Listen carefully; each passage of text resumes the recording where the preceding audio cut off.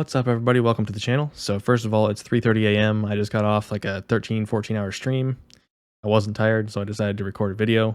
But anyway, it's really late at night, so I'm trying to be quiet so I don't disturb my roommates. But I wanted to make a quick video tonight since I wasn't tired. I might as well do something. Um, During my stream, I got asked a lot of the same questions over and over, and because there was that recent patch where they stealth changed the titanium barrels for the Type 63, DMR, AUG, and M16. I've been getting asked a lot if they fixed a lot of the other little issues with Cold War guns. So the three things I looked into for this video were whether or not the Bruiser underbarrel foregrip still reduces recoil the most, more so than the Field Agent for vertical. The second one is whether or not the Cold War lasers are still not visible to the enemy, because in Modern Warfare, you know, the 5 milliwatt laser, the green one, is visible to the enemy, and the 1 milliwatt is not, but the Cold War lasers have always been completely not visible to the enemy. So that was something I wanted to check into, make sure that hasn't changed. And then also scope glint for the Cold War optics was another thing that I've been getting asked about a lot. So without any further ado, let's jump into it and I'll show you the results. All right, so this is going to be a really quick video, but I still wanted to make it because I still thought it had really important information, and I've been getting asked this stuff all the time, so I might as well clarify it for everybody. So we're going to start with scope glint. I queued into Plunder with one of my friends at the same time on opposing teams, and double checked all of the optics, and to my knowledge nothing has changed. I didn't actually know for sure which ones had glint and which ones didn't before, but this is what they currently are. So the default sniper scope for Cold War snipers does have scope glint. The Axial Arms does not. The 4X does not.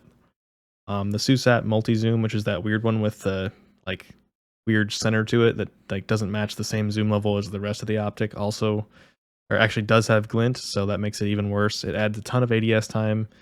It has a terrible reticle, and it has glint. I don't know why you'd ever use this.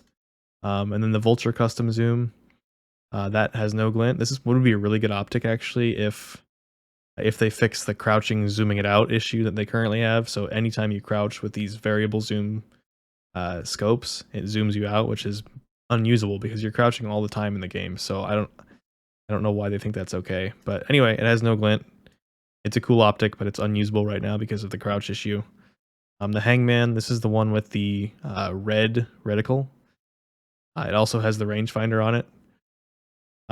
It does not have a glint still. I don't know if it did before. I don't think it did before. The Ultra Custom Zoom, this is the 2 to 20x scope, which is pretty bad really, but can get you some crazy zoom levels that no other gun has. Still does not have glint. Then the thermal scope, it's like a 2.3x thermal scope, also does not have glint. Alright, so to quickly go through the Cold War lasers just to see which ones are visible and which ones aren't. The steady aim laser is currently not visible ever. The mounted flashlight is always visible. Your enemy can always see this no matter if you're ADS'd or not. The SOF target designator, this is visible when you're ADS'd, so only when you're ADS'd can it be seen by the enemy.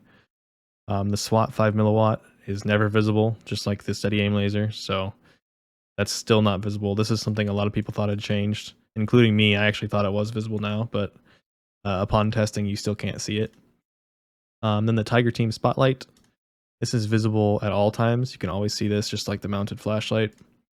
And then the Ember Sighting Point is visible when you're not ADSing. So anytime you're just running around, hip fire basically, both the laser and the flashlight are visible.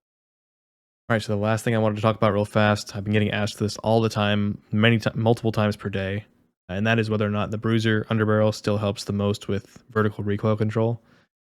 So I tested this with 3 guns. I tested it with the FFAR, the XM4, and the M16, and we'll go through the results now. So the middle 3 here, or the left 3 in this box on the left are with no underbarrel. Then the middle 3 recoil patterns right there in the box are with the Bruiser. And then the right 3 are with the Field Agent. So the actual numbers for this, I measured the pixels of these 3, and it's only 3 tests, so it's not the most scientific thing in the world, but you can still see the patterns here pretty easily. So with no underbarrel, the average was 237 pixels tall.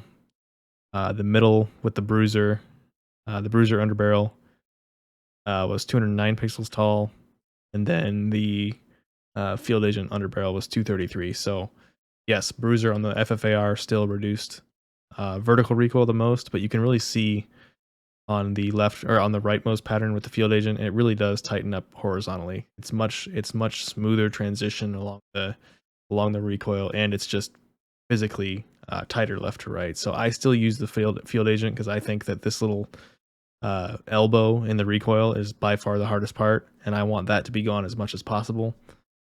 So that's why I still use the field agent on the FFAR.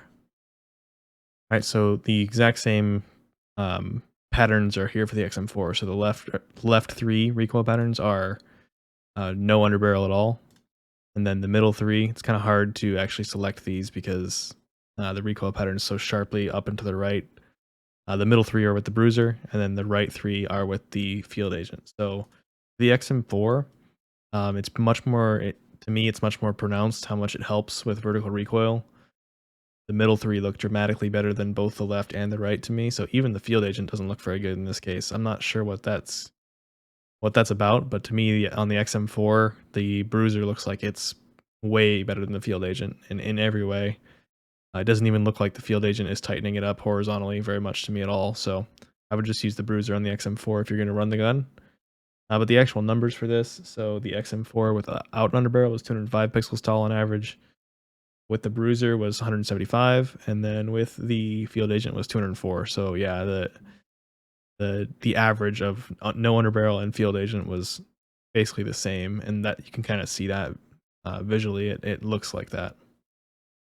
All right, last but definitely not least is the M16. So I actually did a bunch of recoil patterns with this because this is still my favorite gun in Warzone. Also, that's something I get asked all the time, whether or not after the titanium barrel nerf, if the M16 is still any good, and oh my gosh, I absolutely still love it. I'm having so much fun using this gun.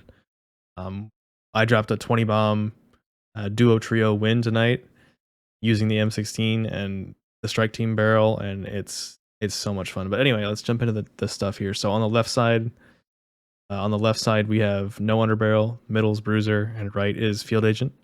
So these ones are harder to see because it's just visually they're not that much different. But I actually went and measured all these. Got the average, got the standard deviation, and the actual numbers are with no underbarrel, the average was 48.7 pixels tall for each burst. With the Bruiser, it was 41.7, so pretty significant reduction there. And then with the field agent, it was 43 pixels tall. So the Bruiser helped the most.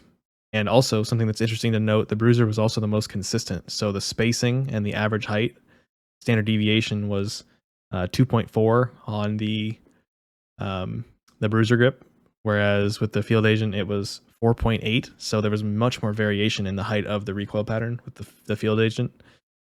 And the no underbarrel had a 3.6 standard deviation. So from this, I'm going to change my recommended build for the M16. I think the Bruiser underbarrel is better for the M16. People have been asking me about this for a long time, and I always said, well, I want it to be as tight horizontally as it possibly can be, so I'm going to use the field agent. But visually, the middle one, the Bruiser grip, horizontally looks just as consistent as the field agent, and it was more consistent in terms of how vertically tall it was, and the more muscle memory you can get with correcting for that recoil with how consistently tall the recoil is, the better you're going to be with the gun. So I'm definitely going to be swapping to the Bruiser grip. So my recommended build for the M16 is now going to be agency suppressor, strike team barrel, axial arms 3x, salvo 60 round fast mag, and then the Bruiser underbarrel. So that's still my favorite gun in the game. Still recommend that you try to use it, get used to it. It's just insanely good once you get used to it. All right, everybody. Well, I hope you found this useful. I just wanted to do a quick video to cover a lot of the questions I've been getting asked recently. So summary of the video, nothing has changed. The only thing that's changed is that now I would recommend using the Bruiser foregrip on the M16 and also the XM4, whereas before I didn't really have an answer for that question, but now I can recommend that you use the Bruiser for both the M16 and the XM4, and probably other guns too.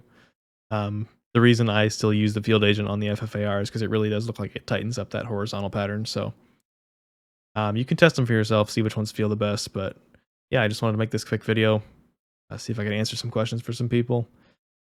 I hope you guys all have a good day, and I look forward to seeing you in the next video.